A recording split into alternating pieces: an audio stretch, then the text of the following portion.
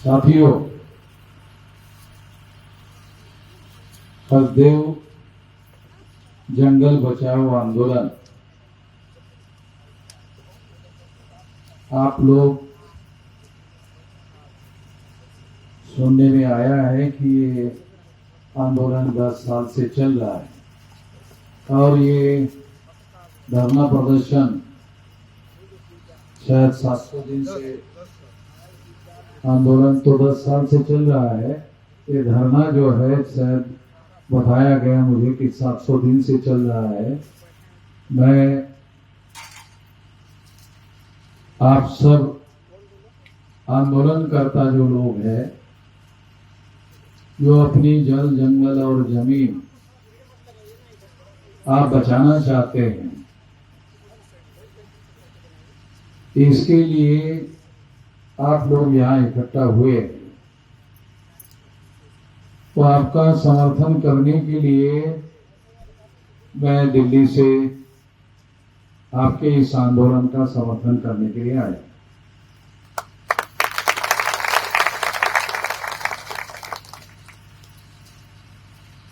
ये धर्मू एक्का साहब है, ये भी इसी तरह का उनके क्षेत्र में आंदोलन चला रहे थे,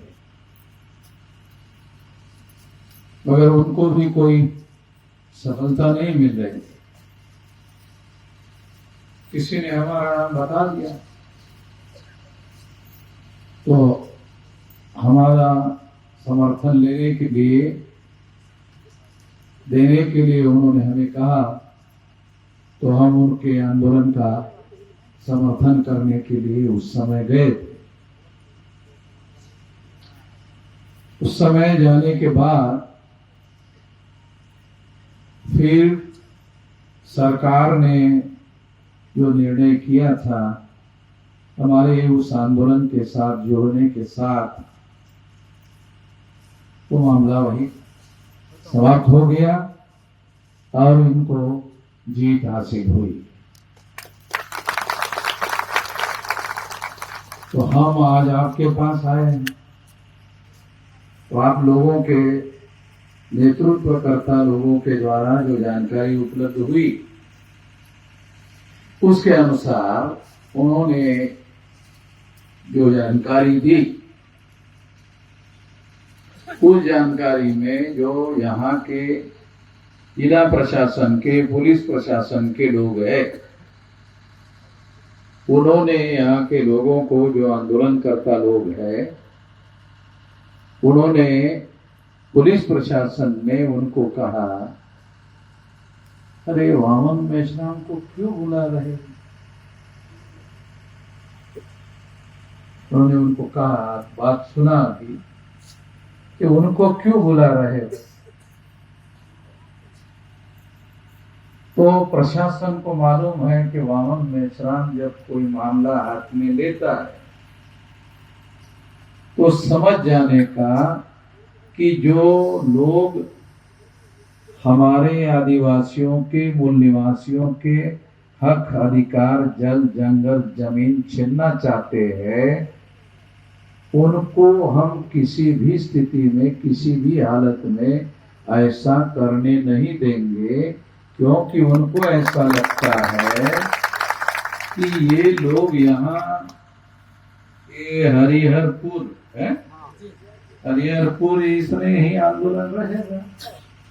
तो ये आंदोलन अब हरिहरपुर का नहीं रहा, ये भारत का हो गया। अब ये आंदोलन हरिहरपुर का नहीं रहा, ये आंदोलन अब भारत का आंदोलन हो गया है।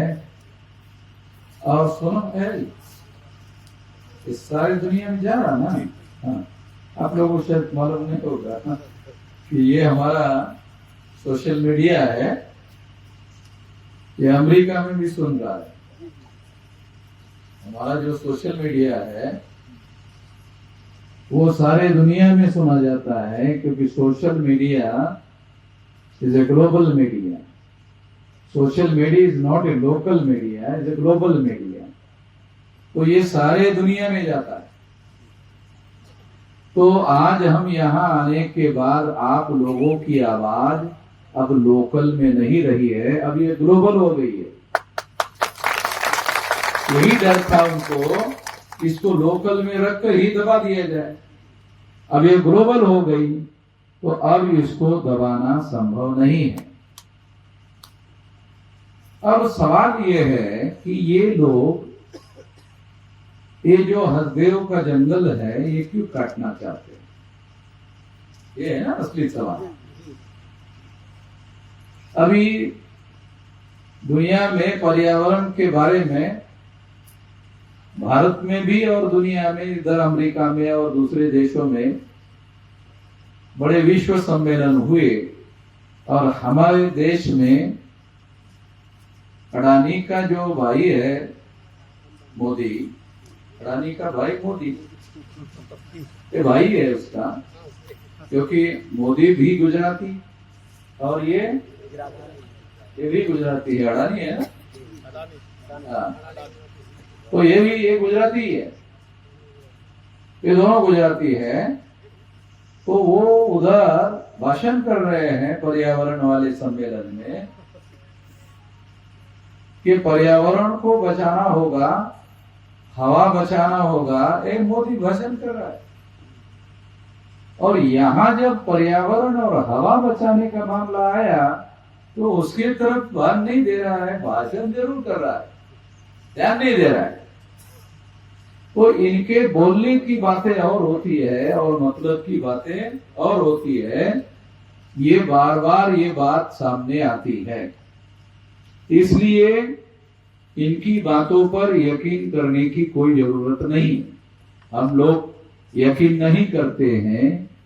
जो लोग इस आंदोलन को लोकल में रखकर समाप्त करना चाहते थे, मैं छत्तीसगढ़ सरकार को चेतावनी देता हूं कि सरकार के स्तर पर इसे जल्दी से जल्दी बंद करे। अगर सरकार इसे बंद नहीं करती, क्योंकि सरकार के पास है, सरकार के नियंत्रण में है, इसे सरकार बंद कर दे। अगर सरकार बंद नहीं करती है तो मैं ही छत्तीसगढ़ बंद कर देता हूं। मैं तो पहले भी भारत बंद कर चुका हूं। छत्तीसगढ़ छोटा सा है, भारत बंद हमने किया हुआ है, क्या नहीं किया है? तो हम छत्तीसगढ़ बंद कर देंगे। ये जो हसदेव का इलाका है, ये 10, 20, 25, 50, 100 किलोमीटर में फैला होगा, ज्यादा से ज्यादा। तो सारे छत्तीसगढ़ को अगर बंद कर देंगे तो फिर बहुत ज्यादा नुकसान होगा, उन लोगों का बहुत ज्यादा नुकसान होगा। तो इसलिए मैं छत्तीसगढ़ सरकार को चेतावनी देता हूं कि ये जल्दी से जल्दी बंद कर दे। यदि ये बंद नहीं किया तो मैं ज्यादा से ज्यादा 10 दिन का समय आपको देता हूं सरकार को विचार करने के लिए। क्योंकि ये लोग जो है ना, इनको ये बहुत धीरे धीरे सोचते हैं, इसलिए मैं थोड़ा 10 दिन का समय दे रहा हूं। 10 दिन का समय ले लो ये बंद करने के लिए। वैसे तो घंटा भर ज्यादा लगता नहीं है, घंटा भर नहीं लगता है ज्यादा, और 10 दिन का समय दे रहे हैं। 10 दिन का समय का मतलब होता है 240 घंटे। 10 दिन में 240 घंटे हो जाएंगे, घंटे भर में फैसला हो जाएगा। मगर ये 240 घंटे ले लो, क्योंकि बहुत धीरे धीरे सोचते हैं। तो सोचने के लिए हम आपको ज्यादा समय दे रहे हैं कि यदि आपने इसको बंद नहीं किया तो हम लोग पहले तो छत्तीसगढ़ बंद करेंगे। पहले तो हम लोग छत्तीसगढ़ बंद करेंगे। छत्तीसगढ़ में जितने जिले हैं ना, सारे जिले में हमारा संगठन है। और फिर उसके बाद में इस इश्यू को अगर आपने नहीं माना तो इस इश्यू को सारे देश भर में ले जाएंगे। 22 राज्यों में आदिवासियों का संगठन है। 22 राज्यों में आदिवासियों का संगठन है। और हमारा वामसी भारत मुक्ति मोर्चा, बहुजन क्रांति मोर्चा का संगठन 32 राज्यों में है। तो अब ये मामला, दूसरी एक बात, ये मामला अब केवल आदिवासियों का नहीं रहा है, अब ये मामला SC, ST, OBC माइनॉरिटी के 85% लोगों का मामला हो गया है। तो इसलिए इस इलाके में अभी आने वाले समय में 2024 है और अभी मई तक चुनाव होने हैं, तो इन लोगों को घूमना तो पड़ेगा ना इधर। तो इन लोगों को मैं, आप लोगों को, उनको भी ये चेतावनी देना चाहता हूं कि आप लोगों को आपकी सरकार होने के बावजूद भी आपको छत्तीसगढ़ में घुसने नहीं देंगे, फिरने नहीं देंगे, प्रचार करने नहीं देंगे। और आदिवासी लोग ये बात तय कर लो। लोकतंत्र का क्या मतलब है?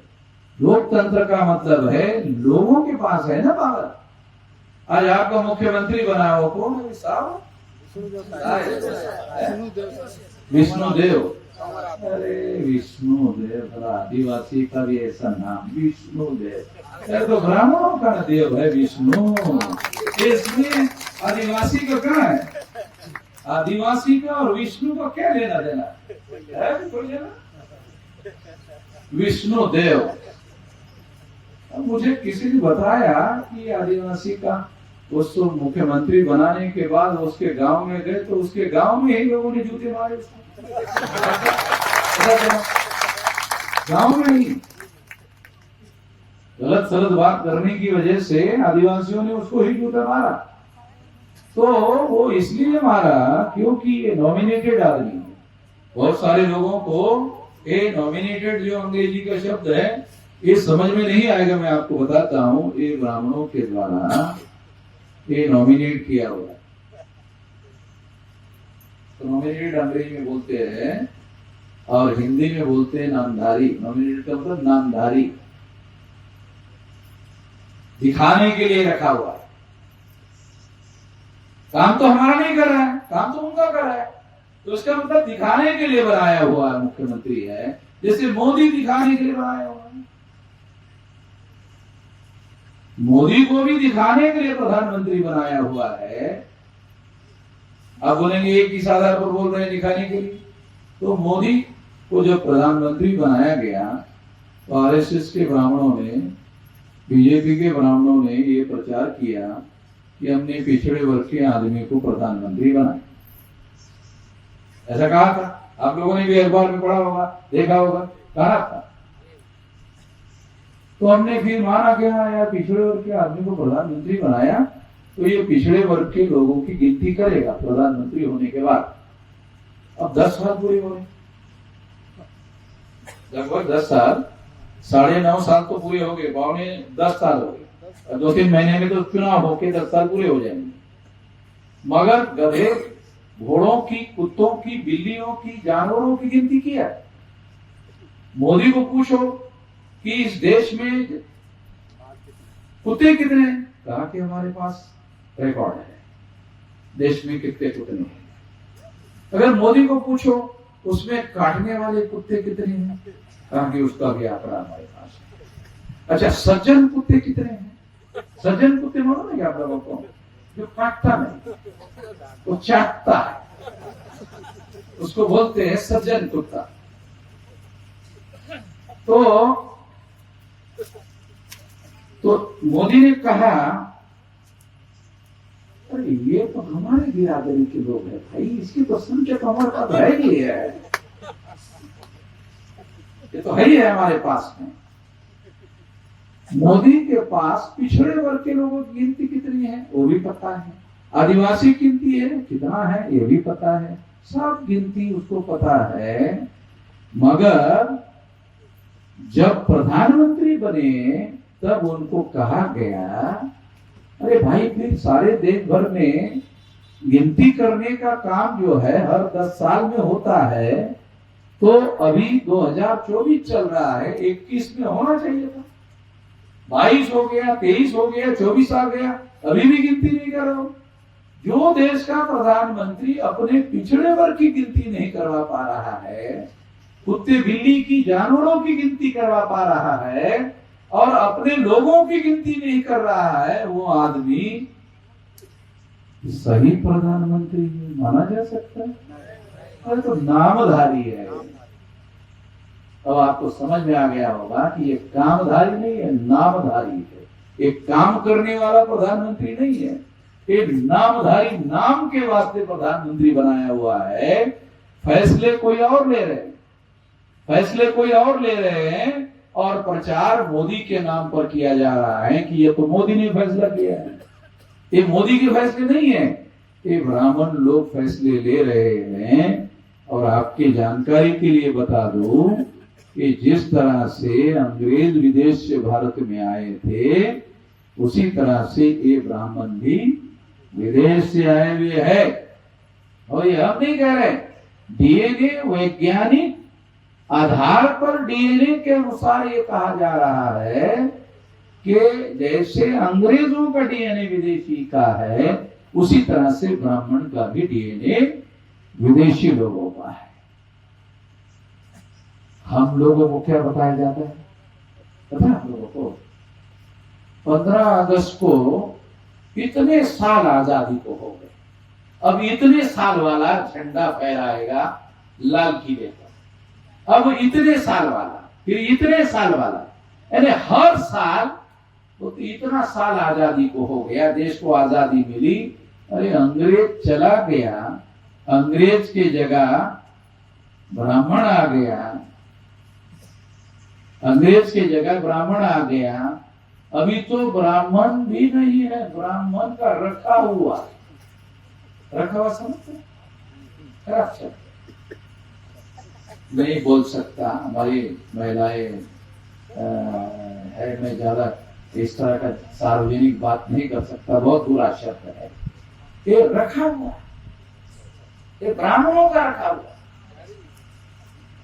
तो इसलिए ऐसे आदमी को प्रधानमंत्री बनाया जा रहा है।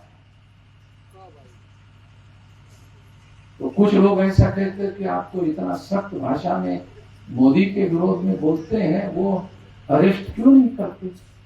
गुजरात में मुझे अरेस्ट किया था, ऐसा नहीं कि नहीं किया।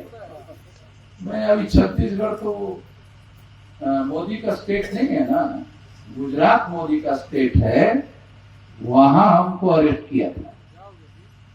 तो रात के 2-3 बजे असिस्टेंट पुलिस कमिश्नर हमारे पास 2-3 बजे रात में हमको कहने लगा, असिस्टेंट पुलिस कमिश्नर कहने लगा कि सरकार कह रही है ये गलत हो गया।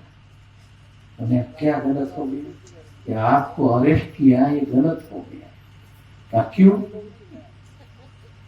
हमको अरेस्ट किया तो सरकार को गलत क्यों लग रहा है? तो खुशी वहां के नहीं, सरकार को ऐसा लग रहा है कि ये निर्णय गलत हो गया है, वामन मेश्राम को अरेस्ट नहीं करना चाहिए था। क्यों? सारे देश के पूरी चौकी को घेर लिया उनके लोगों, सारे देश के। क्यों घेर लिया? हर जगह संगठन है हमारा, है? हर जगह संगठन है, तो हर जगह हमारे लोग जो है पूरी चौकी को घेर लिए। वहां के इंस्पेक्टर ने, गुजरात के इंस्पेक्टर को टेलीफोन किया, अरे तुमने क्या किया भाई, ये इधर हमारा सरदर्दी बढ़ा रहा है। तुमने गुजरात में गलती किया, साला इधर हम लोगों को बिहार में, बंगाल में, उत्तर प्रदेश में, झारखंड में, उड़ीसा में और तमाम राज्यों में हमारी सरदर्दी हो गई, क्या कर लिया? तो हम सख्त भाषा में बोलते हैं, तब से सरकार हमको अरेस्ट नहीं करती। क्यों? क्योंकि उनको ऐसा लगता है इसको अरेस्ट करने से इसको ज्यादा समर्थन मिलता है, ज्यादा लोकप्रियता बढ़ती है। जैसे गांधी जी जेल में जाते जाते जाते जाते जाते जाते जाते जाते महान हो गए। गांधी जी महान नहीं थे। गांधी जी का पुतला आपने देखा? अगर आपने गांधी जी का पुतला देखा तो उसकी टांगे देखो, सिंगल हड्डी की है, सिंगल हड्डी की टांग है। गांधी जी की टांगों को देखने के बाद आपको अरे डबल हड्डी है, सिंगल हड्डी का आदमी जो है। और सिंगल हड्डी का आदमी 9 अगस्त 1942 को क्विट इंडिया मूवमेंट चलाया, भारत छोड़ो आंदोलन चलाया, और उसके बाद अंग्रेजों को भारत छोड़कर जाना पड़ा। अगर इन लोगों ने इसी तरह से अन्याय अत्याचार हम लोगों पर बढ़ाते रहेंगे, वैसे यहाँ देखो, यहाँ बहुत सारे लोग आए हैं और हमें पता चला कि 10-15 हजार लोग, वो बहुत सारे लोग इसके पहले भी इकट्ठा हुए हैं। हमारे लोगों पर जब अत्याचार होता है तो भी बोलना नहीं पड़ता, वो इकट्ठा हो जाते हैं। हमारे लोगों को फिर बोलना नहीं पड़ता, वो इकट्ठा हो जाते हैं। तो 9 अगस्त 1942 को गांधी जी ने अंग्रेजों को कहा था चले जाओ, तो सारे देश के लोगों को हम लोग जगाने में, जोड़ने में और आंदोलन करने में लगे हुए हैं। और अभी कुछ दिन पहले लाखों लोगों की सभा लगे दिल्ली, फिर अभी महाराष्ट्र में कल परसों में लाखों लोगों की सभा लिया, कुछ दिन पहले नागपुर में लाखों लोगों की सभा लेकर के आए। तो दिल्ली के जंतर मंतर पर लाखों लोगों का कार्यक्रम हम करके आए हैं।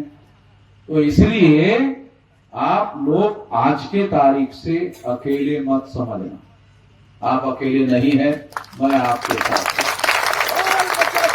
और आज से आपका आंदोलन ये यहाँ का लोकल आंदोलन नहीं है, ये आंदोलन राष्ट्रीय आंदोलन हो गया है। आज से सारे देश भर में ये खबर गई है, दुनिया भर में खबर गई है। तो ये जो आपके आंदोलन को छुपाकर दबाना चाहते थे, इसलिए इस आंदोलन को मैं अभी सारे देश भर में फैलाऊंगा। ये देश की आवाज आपके समर्थन में खड़ी हो जाएगी। और जिस तरह से धर्मो एक्का जी का आंदोलन सफल हो गया था और सरकार को पीछे लेना पड़ा, अब भी हमको पीछे लेना पड़ेगा। मैं आपके समर्थन में हूँ। अब ये लोकल आंदोलन नहीं है, ये देशव्यापी आंदोलन हो गया है। आपके समर्थन में मैं खड़ा हूँ। दूसरी बात कहकर अपनी बात समाप्त करना चाहता हूँ, क्योंकि 4 बजे तक का समय दिया है पुलिस कानून ने, तो 7 मिनट का समय है। क्योंकि मैं कानून के दायरे में रहकर काम करने का आदी हूँ, संविधान के दायरे में रहकर काम करने का आदी हूँ, तो मैं आपको ये बात कहना चाहता हूँ कि हम लोगों को हर जगह इकट्ठा होकर काम करना चाहिए। अकेले अकेले लड़ाई लड़ने से हम सफल नहीं हो सकते। केवल आदिवासी लोग इकट्ठा होने से, आदिवासी की संख्या कितनी है? 7.5% है ऑल इंडिया में। ये जानकारी रख लो, आदिवासी जो साथी यहाँ है, आदिवासियों की संख्या सारे देश भर में 7.5% है। मैं अनुसूचित जाति का आदमी हूं, उसकी संख्या 18% है। अरे 18% इकट्ठा होकर नहीं हो रहा है तो 7.5 के इकट्ठा होने से क्या होगा? 7.5 और 18%, ये 25% लोग, इतने से भी काम नहीं चलेगा। बैकवर्ड क्लासेस के लोगों को भी साथ में लेना पड़ेगा, माइनॉरिटी के लोगों को भी साथ में लेना पड़ेगा। इन सभी लोगों को मिलाकर हम लोग 100 में 85% लोग होते हैं। और ये 85% लोग अगर जगाकर जोड़ लिया जाए और उसमें से 30-40% लोग ही अगर मैदान में उतरे, तो ये आंदोलन केवल सड़कों का ही विशाल आंदोलन नहीं होगा, बल्कि आने वाले समय में ये जो चुनाव में ये लोग जो हमारे लोगों के ऊपर अपना राज स्थापित करके गलत फैसले करते रहते हैं, ये जिनको उन्होंने ये खदान दिया है, ये उनसे पैसा लेते हैं, ये उनसे पैसा लेते हैं और हमारे आदिवासियों पर आरोप लगाते हैं। क्या आरोप लगाते हैं? कि आप गाय का मांस खाते हैं, ऐसा आरोप लगाते। क्या लगाते? अरे आप गाय का मांस खाते हैं। अरे गाय को आप लोग काटते हैं तो हमारे लोग खाते होंगे, काटने का काम तो तुम करते हो। समझ में आ रहा? गाय को तुम गोमाता, तुमको उसको मां कहते हो, गो माता, तो तुम ही काटते हो। विदेश में जितना भी गाय का मांस एक्सपोर्ट होता है, ये तो तुम लोग कर रहे हैं। कोई आदिवासी विदेश में भेजना क्या है? गौ माता को काट कर विदेश में एक्सपोर्ट कर रहा क्या? ये विदेश में एक्सपोर्ट करने वाले जो लोग हैं राजस्थान के और गुजरात के जैन मारवाड़ी लोग, इधर भी होंगे जैन मारवाड़ी, एक गुजरात और राजस्थान के जैन मारवाड़ी लोग हैं जो ऐसा धंधा करते हैं। और जैन लोग कौन से धर्म को मानते हैं? जैन धर्म है, वो क्या कहता है? अहिंसा परमो धर्म, अहिंसा परमो धर्म। मतलब वो मुंह को भी वो कपड़ा लगाते हैं। पूछो कोई मुंह को क्यों कपड़ा लगाते? ताकि कोई जीव जंतु जो आंखों से दिखाई नहीं दे रहा वो अंदर ना जाए और हिंसा ना, इसलिए हम कपड़ा लगाते। मगर यहां तुम लोग गोमाता को काट रहे हो और गोमाता को काट कर विदेश में एक्सपोर्ट कर रहे। जितना भी गोमाता का मांस विदेश में जा रहा है ये जैन मारवाड़ी लोग काट रहे। ध्यान रखो, बहुत खास बात बता रहा हूं। जैन मारवाड़ी लोग गोमाता को काट कर विदेश में एक्सपोर्ट कर रहे हैं। और वो जो जैन मारवाड़ी है ये बीजेपी को, आरएसएस को चंदा देते। तो इसका मतलब है जो लोग आप पर आरोप लगा रहे हैं कि आप गोमांस खाते हैं, अरे तुम काटना बंद करो, हम खाना बंद कर देंगे। तुम काटते हो, खाना मौलिक अधिकार है। कौन आदमी कौन सा खाना खाए ये तो संविधान में लिखा हुआ है। कौन आदमी कौन सा खाना खाए ये उसकी आजादी है। अगर कोई आदमी घास खाना चाहे तो शायद घास खाए, हमें क्या लेना देना है? अगर कोई आदमी नहीं भाई हम तो शाकाहारी है और हम लोग घास खाएं, खाओ, हमें क्या एतराज है? दूसरे लोगों को भी आप लोगों को एतराज नहीं करना चाहिए कि आप क्या खा रहे हो। तो इसलिए आप लोग गोमाता को काट रहे हो और उसका मांस जो है विदेश में एक्सपोर्ट कर रहे हो और उससे जो पैसा कमा रहे हो उस पैसे से बीजेपी वाले, आरएसएस वाले चंदा ले रहे हैं। इनडायरेक्टली आरएसएस और भाजपा वाले गोमाता को काट रहे हैं। वो गोमाता को काटने वाले लोग हमारे आदिवासी को कह रहे हैं तुम खा रहे हो। ब्राह्मणों के धर्म शास्त्रों में ये लिखा हुआ है, हमारे पास हमने रिजर्व करके रखा हुआ है कि प्राचीन काल में ब्राह्मण लोग गोमाता का मांस खाते थे। ब्राह्मण लोग खाते थे। ये बाबा साहब अम्बेडकर ने ट्रेडिशनल हिंदुइज्म की किताब में लिखा हुआ है। किसी ब्राह्मण ने बाबा साहब अम्बेडकर के ऊपर केस नहीं किया। तो अम्बेडकर पर केस कैसे किया जा सकता है? वो तो महापंडित आदमी है और फूक मार के उड़ा देगा है। वो तो बैरिस्टर है, संविधान लिखने वाला आदमी, जरा कोर्ट भी उसी की बात मान लेगा। तो इसलिए ये लोग झूठा प्रोपेगेंडा हमारे लोगों के विरोध में करते हैं। यही सारी समस्या का जड़ है। देश में समस्या का जड़ यही है। तो जिस तरह से भारत के लोगों ने अंग्रेजों को भगाया था, अब ये लोग शांतिपूर्ण तरीके से अगर इस देश के मूल निवासियों को रहने नहीं देंगे और आपस में लड़ाई झगड़ा लगाने का काम करते रहेंगे तो फिर हम लोगों को भी, इनको भी गांधी जी की तरह कहना पड़ेगा, चले जाओ। जैसे गांधी जी ने अंग्रेजों को कहा था ना, चले जाओ, तो हमको भी कहना पड़ेगा, तुम भी चले जाओ। मैं ऐसे लोगों को अनुरोध करता हूं कि ऐसा बोलने के लिए हम लोगों को मजबूर ना किया जाए। नहीं तो बोलने के हमको क्या दिक्कत है? 2030 तक 6 लाख गांवों का आंदोलन हो जाएगा और कोई गांव ऐसा नहीं जहां आंदोलन हमारा नहीं रहेगा। सारे देश भर इसी के लिए ये गांव में आया हूं, जंगल में आया हूं। 6 लाख गांव का आंदोलन हो जाएगा 30 तक। यार 30 कितना है?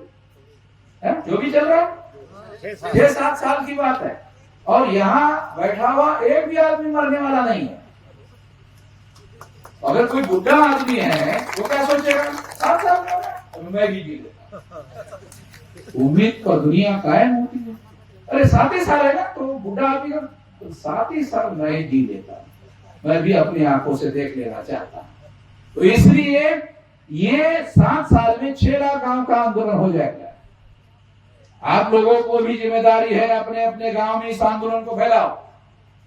सारे देश के लोगों को भी मैं ये यहां से सार्वजनिक आह्वान कर रहा हूं कि अपने अपने गांव में इस आंदोलन को पहुंचाओ और बूथ लेवल की कमेटियां बनाओ। लगभग 12 लाख से लेकर 15 लाख बूथ होते हैं। अगर 12 लाख से लेकर 15 लाख कमेटियां हमारे लोग बना लेते हैं तो इस देश में 2030 तक इतना विशाल आंदोलन खड़ा हो जाएगा, इतना विशाल आंदोलन खड़ा हो जाएगा जैसे गांधी जी ने अंग्रेजों को भगाने का आंदोलन चलाया था, वैसे भी बड़ा आंदोलन खड़ा हो जाएगा और हम लोग उस शक्ति के आधार पर, जन आंदोलन के आधार पर आजाद हो जाएंगे। कि ये जो जंगल में झाड़ काटना है या दही काटना है, ये फैसला लेने का अधिकार हमारे हाथ में है। जब हम आजाद हो जाएंगे तो इसका फैसला लेने का अधिकार भी हमारा अपना हो जाएगा। अरे क्या हुआ? अरे मौके की बात कह रहा हूं, उसी समय काट दिया गला उसका। Hello hello hello.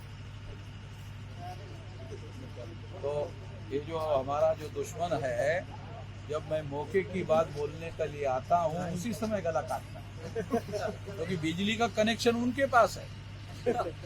ये माइक तो मेरे पास है मगर बिजली का कनेक्शन उनके पास है।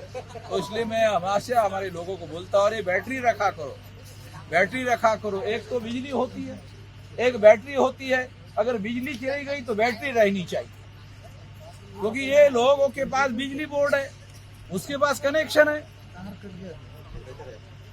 तो इसलिए आ गया मैं जैसे ये ऐसा बोलता तो आ जाता है, मालूम हो गया है, हमको डर लगता है तो इसलिए आ जाता है। क्योंकि जब वो मेरा गला दबाते हैं तो मैं उसका गला दबाता हूं, तो वो ऑक्सीजन लेने के लिए गला छोड़ देता है, तो इसलिए बोलना जो है वो फ्री हो जाता है। इसलिए मैं आप लोगों को कहना चाहता हूं कि हम आने वाले 10 दिन का समय दे रहा हूं छत्तीसगढ़ गवर्नमेंट को। अगर उन्होंने इसको बंद नहीं किया तो हम लोग छत्तीसगढ़ बंद करेंगे। अगर छत्तीसगढ़ बंद करने के बाद भी नहीं माने तो भारत बंद करेंगे। आपके आंदोलन के समर्थन में भारत बंद करवाएंगे, सारे देश भर में आंदोलन करेंगे। आपको बिल्कुल भी अकेला नहीं मानना है, आपको सारे देश के लोगों का समर्थन खड़ा करना ये मेरी जिम्मेदारी है। मैं इसी के लिए आया हूं। जहां जहां भी हमारे लोग मान सम्मान, इज्जत और अधिकार की लड़ाई लड़ रहे हैं, उनके समर्थन के लिए मैं खुद ही चलते जाता हूं और उस आंदोलन को सफल बनाने का काम करता हूं। आपके आंदोलन में आज मैं आया हूं तो आप निश्चित मान लीजिए ये आंदोलन भी सफल होगा। ज्यादा समय नहीं लगेगा, नहीं तो ये आंदोलन सारे देश भर में फैलने के लिए ज्यादा समय नहीं लगेगा। आपने मेरी बात ध्यान से सुनी, इसके लिए आभार, धन्यवाद।